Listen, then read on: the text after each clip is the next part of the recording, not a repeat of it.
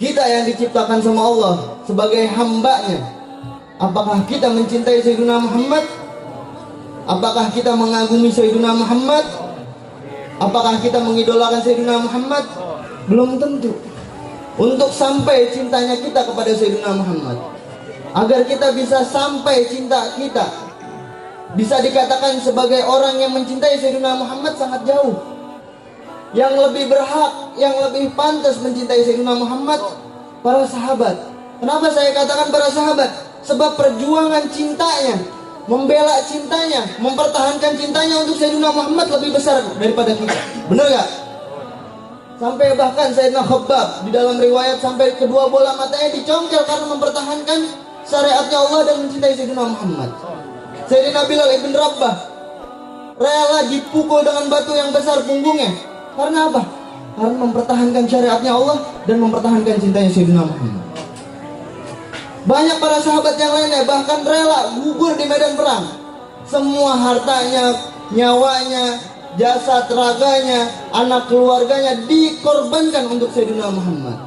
Di dalam riwayat Sayyidina Ja'far bin Abi Thalib, di dalam tunggangannya beliau memegang bendera. Tangan kanan ini liwa bendera, di tangan kirinya ini pedang.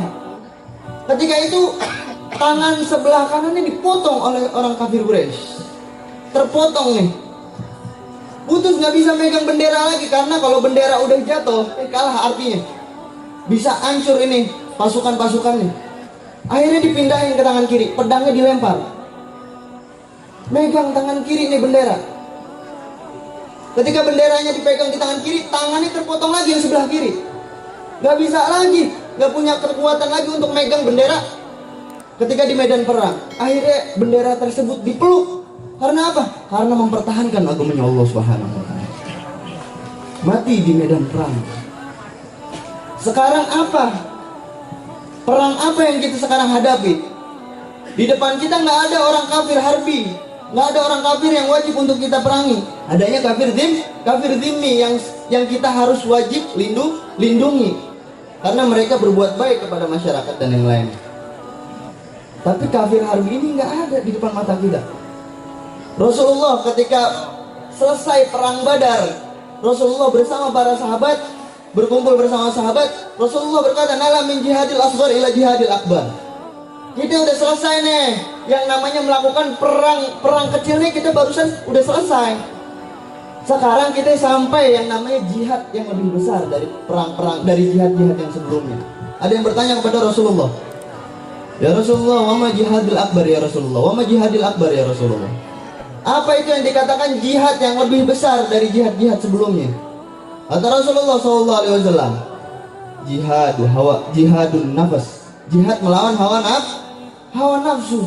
Hawa nafsu macam-macam. Nah, kita sekarang sampai yang namanya jihad melawan hawa nafsu. Malas ngaji, cinta sama habaib kurang, tingkatin. Itu melawan hawa nafsu. Ketika kalian bisa memenangkan daripada melawan jihad hawa nafsu, kalian bisa melawan hawa nafsu, kalian bisa berkata, "Fuz birabbil Ka'bah." Aku menang demi Allah. Kalian bisa berkata kepada seperti para sahabat yang lain, "Aku menang demi Allah." Karena apa? Karena kita bisa melawan hawa nafsu kita. Kita bisa berjihad di jalan Allah Subhanahu wa Ta'ala.